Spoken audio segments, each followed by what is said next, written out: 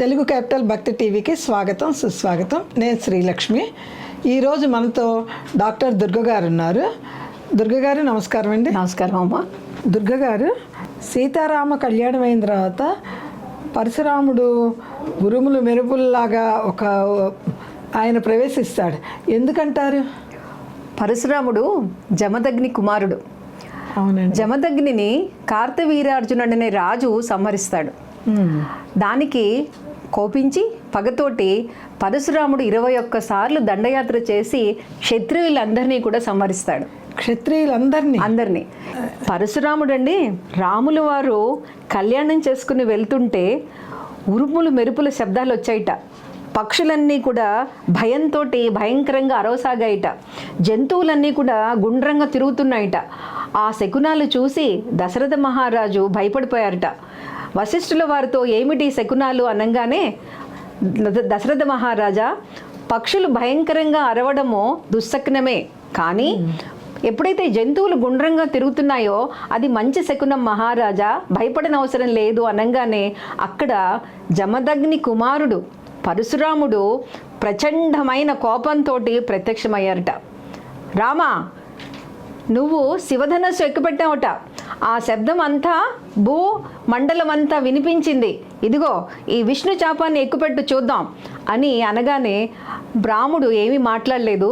దశరథుడు మాత్రము, పరశురామ, భార్గవరామ, 21 సార్లు నువ్వు క్షత్రియుల మీద దండయాత్ర చేసి అందరినీ సంహరించావు. కళ్యాణం చేసుకుని వెళ్తున్నాను, బాలుడు నా పుత్రుడు అనగానే పరశురాముడు విష్ణు చాపాన్ని ఎక్కుపెట్టు, నాతో ద్వంద్వ యుద్ధం చెయ్యి అనగానే రాములు వారు చిరునవ్వుతోటి ఆ విష్ణు చాపాన్ని తీసుకున్నారట. పరశురాముడు సగం శక్తి వెళ్ళిపోయినట్టుగా అనిపించిందిట. రాముడు ఆలితాడు కట్టి బాణాన్ని ఎక్కుపెట్టగానే, నీ గమనశక్తికి ఎక్కుపెట్టమంటారా ఋషి, లేదా మీ తపోశక్తికి గురి చూసి ఎక్కుపెట్టమంటారా అనగానే, నేను తపస్సు చేసుకోవడానికి హిమత్ పర్వతం వెళ్ళిపోతాను రామా, నేను నా గమనశక్తి కాకుండా తపోశక్తికి ఎక్కుపెట్టు నాయనా అని చెప్పారట. అంటే పరశురాములు వారికి ఆ శ్రీరాముడు విష్ణుమూర్తి అని తెలుస్తుంది.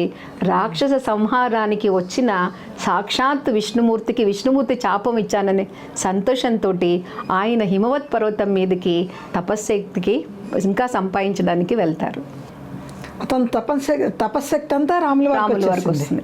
ఎందుకు అంటే మరి అంతమంది ఋషుల తపశ్శక్తి వస్తేనే రావణాసురుడంతటి రాక్షసుడిని సంహారం చేయగలరు. అటు విశ్వామిత్రుడు ఇచ్చినా, ఇటు పరశురాముడు ఇచ్చినా, అటు భరద్వాజ మహర్షి లాంటి వాళ్ళు ఇచ్చినా, అత్రి అనసూయ లాంటి వాళ్ళు ఎంత తపోశక్తి, ఎన్ని అస్త్రశస్త్రాలు ఉంటే రావణాసురుడు వంటి రాక్షసుడిని సంహరించగలగాలి. ఇవన్నీ కూడా రావణ సంహారం గురించే. రావణ సంహారానికి అంటే దేవతలందరూ కూడా వేసుకున్న ప్రణాళిక ఒకటి తర్వాత ఒకటి రాముల వారిని ఏ విధంగా ఆ యుద్ధానికి సన్నద్ధం చేశారు అనేది మనకి అనేక రకాలుగా ఈ యొక్క పరశురాముడు కానివ్వండి, విశ్వామిత్రుడు కానివ్వండి, అటు అగస్త్యుడు కానివ్వండి, అందరూ వశిష్ఠ మహర్షి కానివ్వండి, వారికి వచ్చిన విద్యలన్నీ కూడా రాముల వారికి ధారపోస్తారు. ప్రతి ఆశ్రమానికి ఆయన అరణ్యకాండలు అన్ని ఆశ్రమాలకే వెళ్తారు. రాములు వారు ఏ ఆశ్రమంలో వెళ్ళినా ఆతిథ్యం ఇవ్వడం, రాముడి గుణగణాలకి మెచ్చుకుని వాళ్ళ సంపన్నత అంతా రాముల వారికి ఇవ్వడం జరుగుతూ ఉంటుంది. మన ఇంటికి ఎవరైనా అతిథి వస్తే మనం బహుమానాలు ఇచ్చి పంపిస్తాం కదా, అలా పంపిస్తున్నారు. అది ఆయన దైవ కార్యానికి ఉపయోగిస్తున్నారు.